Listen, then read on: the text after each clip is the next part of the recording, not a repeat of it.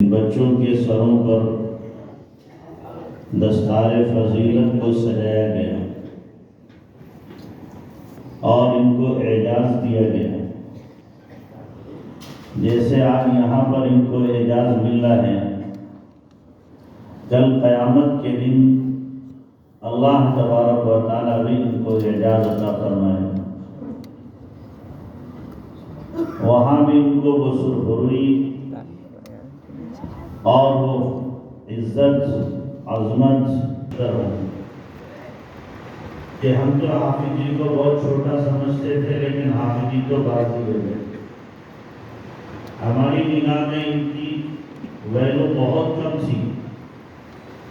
ہم تو یوں سمجھتے تھے کہ یہ دوسروں کی روٹیوں پہ پلنے والے ہیں، ہم تو سمجھتے تھے یہ مسجد کے ملانے ہیں، لیکن انہوں نے تو کمال کر دیا۔ سب کی گردنیں جھک جائیں گی اور سب شرمندگی کے مارے اپنے سروں کو جھکائے ہوئے ہوں گے کہ ہم جس چیز کو بڑا سمجھتے تھے وہ تو آج کچھ بھی کام نہ آ رہا، اور جس کو ہم کچھ نہ سمجھتے تھے آج اسی کو سب سے زیادہ اعزاز دیا جاتا ہے۔ قرآن کی عظمت کا مل جانا، قرآن کا سینے کے اندر محفوظ ہو جانا اور قرآن سے لگاؤ اور تعلق کا پیدا ہو جانا، اس سے بڑی نعمت اور کیا ہو سکتی ہے؟ یہ سب سے بڑا سرمایہ ہے جو کسی کو دیا جائے، سب سے بڑی دولت ہے جو کسی کو مل جائے، سب سے بڑا انعام ہے اللہ کی طرف سے جو کسی سینے میں اتار دیا جائے۔ اس لیے ہمیں بھی چاہیے کہ ہم ان کو عظمت کی نگاہ سے دیکھیں، محبت کی نگاہ سے دیکھیں اور اپنے تعلق کو قرآن سے بڑھانے کی کوشش کریں۔ اللہ تبارک و تعالیٰ نے قرآن کی حفاظت کے لیے نظام بنایا ہے کہ بچوں کے دلوں میں قرآن کی محبت کو، عظمت کو بٹھا دیا، اور یہ مست ہو کر کے قرآن کو یاد کرتے ہیں۔ حافظ صاحب ڈانٹتے بھی ہیں، ڈپٹتے بھی ہیں، کبھی مارتے بھی ہیں اور کبھی کچھ جملے بھی کہہ دیتے ہیں، لیکن یہ سب برداشت کرتے ہیں۔ اللہ تبارک و تعالیٰ نے قرآن کی محبت کو ان کے سینوں کے اندر ایسا بٹھایا، اس کی وجہ سے سب کچھ برداشت کر رہے ہیں اور مزے سے قرآن یاد کر رہے ہیں، اور پھر یہ قرآن یاد بھی ہو جاتا ہے۔ آدمی جتنی محبت سے یاد کرتا ہے یاد ہو جاتا ہے، اور ایسے لوگ بھی ہیں جو یاد کرنے کی کوشش کرتے ہیں، دل میں محبت نہیں ہوتی، قرآن یاد نہیں ہوتا، یا قرآن کا حق ادا نہیں کرتے تو یاد ہو بھی جائے تو یاد رہتا نہیں ہے۔ اس لیے کہ اللہ غیور ہے اور اللہ کا کلام بھی غیور ہے۔ حفاظ جو پرانے ہیں وہ اس کو سمجھ سکتے ہیں کہ بعض مرتبہ آدمی تراویح سنا رہا ہوتا ہے، بہت شاندار سنا رہا، اور جہاں ذہن بہکتا ہے وہیں پر بھول جاتا ہے۔ کیوں؟ اللہ کہتا ہے میرا قرآن پڑھ رہا ہے، دماغ ادھر ادھر لے جا رہا ہے، یہ مجھے برداشت نہیں۔ وہیں پر فوراً جھٹکا لگتا ہے۔ جیسے ہمارے حضرت لکھا ہے، حافظ صاحب نے پورا قرآن ایک رات میں سنایا ہے، پورا قرآن، ایک غلطی بھی نہیں ہے ان کی۔ جب تبت یدا پہ پہنچے تو ان کے دل میں خیال آیا کہ مجھ سے اچھا کس کو قرآن یاد ہوگا، کہ ایک بھی میری غلطی نہیں آئی۔ اگلی سورت قل اللہ احد سی کس میں بول جو تقریباً آپ جتنے بیٹھے سب کو یاد ہو، اس میں متشابہ لگ گیا اور آگے نکل نہ پائے، غیر حافظ نے لقمہ دیا۔ جو حافظ نہیں تھا اس نے کیا دیا؟ لقمہ دیا انہیں، تب آگے بڑھے۔ اب لوگ تو حافظ صاحب کو شاباشی دے رہے ہیں، حافظ صاحب ماشاءاللہ بڑا اچھا قرآن سنایا، کوئی غلطی نہیں ہے۔ حافظ صاحب پسینے میں شراب ہو کہہ رہے کہ بھائی آج پتہ چلا اللہ کا کلام کیا ہے، بہت غیور ہے۔ ذرا سی میرے اندر میں آئی کہ میں نے کہہ دیا ہے، ایسا سنایا ہے کہ دوسرا سنا نہیں سکتا۔ اللہ نے وہیں پر فوراً کیا پکڑ کر دیا۔ تو اللہ کا کلام ہے، یاد ہو جانا اللہ کا احسان ہے، یاد رہنا بھی اللہ کا کیا ہے؟ احسان ہے. اور ذرا بھی کوئی آدمی اس سے بے اعتنائی برتے گا، لاپرواہی برتے گا، غفلت برتے گا تو اللہ تبارک و تعالیٰ اپنی یہ نعمت چھین لیتا ہے، ضبط کر لیتا ہے. کتنے لوگ ایسے ہیں کہ قرآن بہت اچھا یاد تھا لیکن لاپرواہی کی یا اس کے حقوق کو ادا نہیں کیا تو اللہ تبارک و تعالیٰ نے ان کو اس نعمت سے محروم کر دیا. یاد کرنے والوں نے زیادہ وقت میں بھی یاد کیا، کم وقت میں بھی یاد کیا. جو سب سے کم وقت میں یاد کیا ہے ہشام ابن کلبی نے، 3 دن میں قرآن یاد کیا. کتنے دن میں؟ 3 دن میں پورا قرآن پاک یاد کر لیا اور سنا بھی دیا یاد کر کے. امام محمد رحمۃ اللہ علیہ نے 1 ہفتے میں یاد کیا. امام ابو حنیفہ رحمۃ اللہ علیہ کے پاس پڑھنے کے لیے داڑھی نہیں تھی. امام صاحب نے کہا حافظ ہو کہ جی نہیں ہوں، کہ پہلے حفظ کر کے آئے. امام صاحب نے سوچا 2-4 سال تو لگ ہی جائیں گے، تب تک اس کی داڑھی آ جائے گی. اگلے ہفتے دیکھے وہ کھڑا بچہ، کیا ہوا بیٹا؟ کہ جی حفظ کر کے آ گئے. سناؤ. 1 بیٹھک میں پورا سنا دیا. 1 ہفتے میں یاد کرنے کے بعد 1 بیٹھک میں سنا دیا. امام صاحب نے کہا یہ تو بلا کا ذہین بچہ ہے، ذہانت پتہ چل رہی ہے، اس کی اطاعت کا پتہ چلا ہے کہ فرما بردار بھی ہے کہ نہیں. تو فرمایا جاؤ فلاں 12 سال کا 3 بوجھیاں اٹھا کے لاؤ. ہو گیا 3 کیسے پکڑے؟ 1 اس ہاتھ میں، 1 اس ہاتھ میں، 1 کیسے؟ اس کے 1 تو ہاتھ میں پکڑی، تیسری رات سے دوائی اور دبا کر کے کھڑا حضرت کے سامنے حضرت 3 لے آیا. تو حضرت نے کہا ہاں تجھے حق ہے میرے درس میں شریک ہونے کا. بٹھا لیا کا پیچھے بیٹھنا، سامنے نہیں، اس لیے کہ تیری داڑھی نہیں ہے اور بغیر داڑھی والے کو میں دیکھوں گا بھی. اس قدر فرما برداری. تو اللہ تبارک و تعالیٰ نے پھر ان کو کیا بنایا؟ امام محمد بنایا، جن کا آج تک نام زندہ ہے اور قیامت تک زندہ رہے گا. اور امام محمد رحمۃ اللہ علیہ خوبصورت کتنے تھے. ایک عیسائی نے دیکھا، کہنے لگا کہ چھوٹا محمد اتنا خوبصورت ہے تو بڑا محمد کتنا خوبصورت ہے. اور حضرت کے چہرے کو دیکھ کر کے ایمان لے آیا. تو 1 ہفتے میں قرآن یاد کیا، مہینے میں قرآن یاد کرنے والے آپ کے یہاں دہرپور میں یاد کیا ہے مولی صادق 1 مہینے میں. حضرت مولانا قاسم نانوتوی رحمۃ اللہ نے 1 مہینے میں یاد کیا. حضرت مولانا حسین احمد مدنی رحمۃ اللہ نے 1 مہینے میں یاد کیا. ہمارے حضرت کی ایک مریدہ ہے افریقہ کے اندر، انہوں نے 26 دن میں پورا قرآن یاد کیا. تو یہ کیا ہے؟ یہ قرآن کا معجزہ ہے.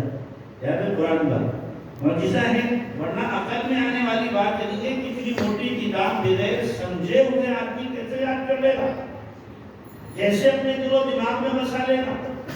یہ کھلا ہوا قرآن کا معجزہ ہے.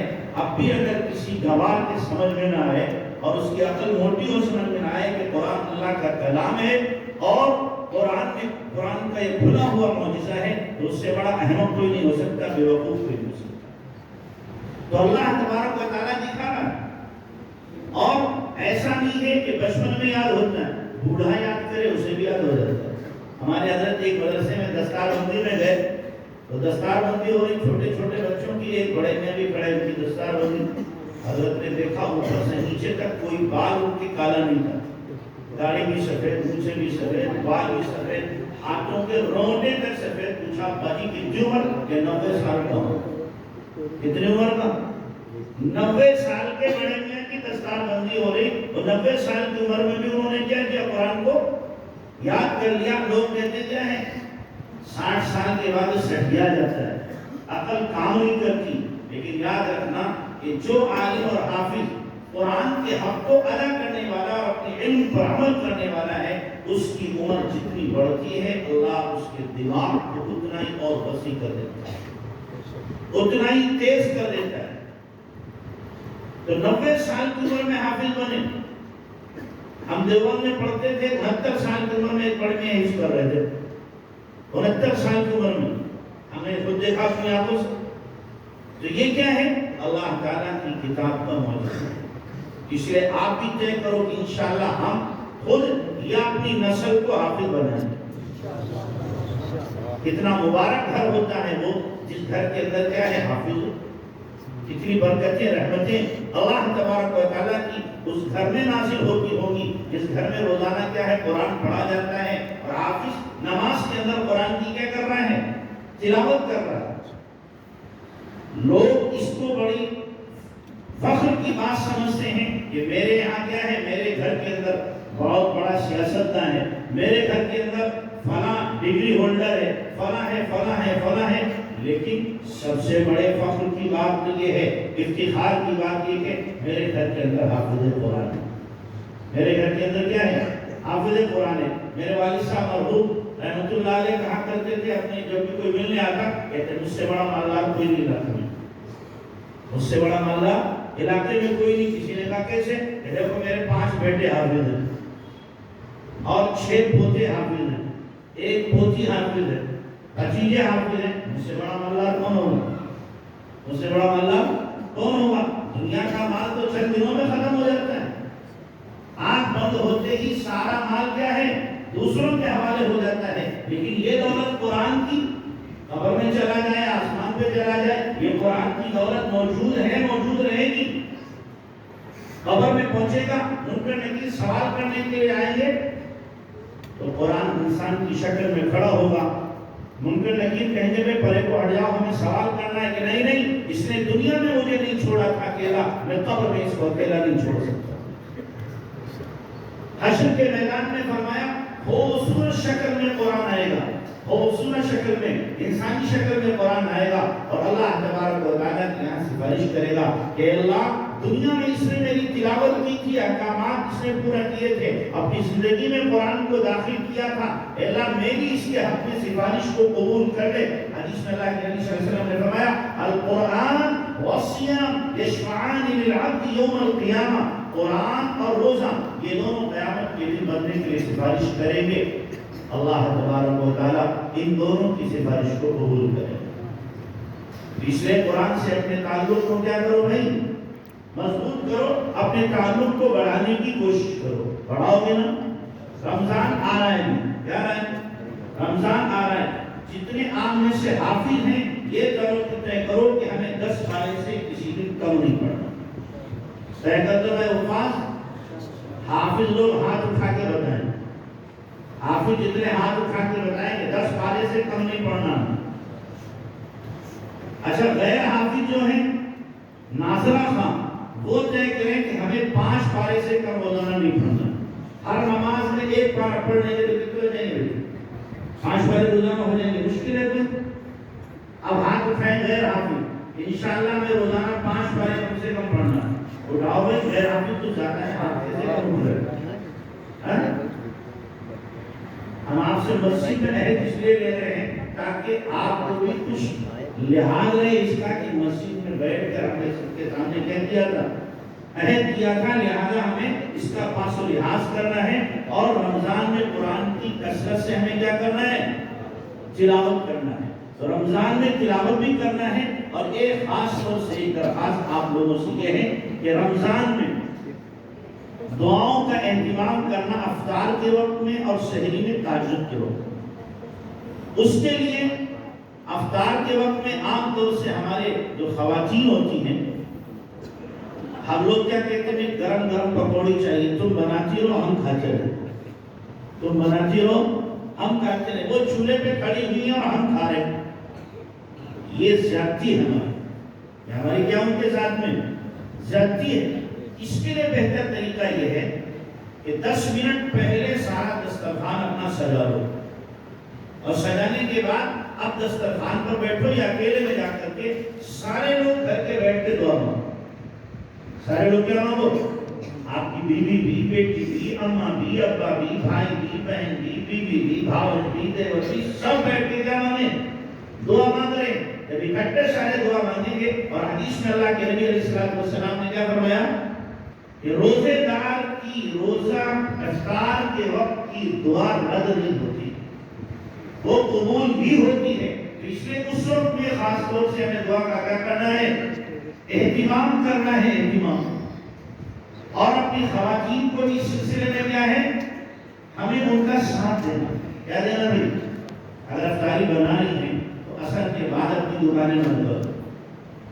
اثر بعد فوراً کیا کرو؟ دکان بند کرو، گھر میں آؤ، بیوی کے ساتھ افطاری تیار کرو.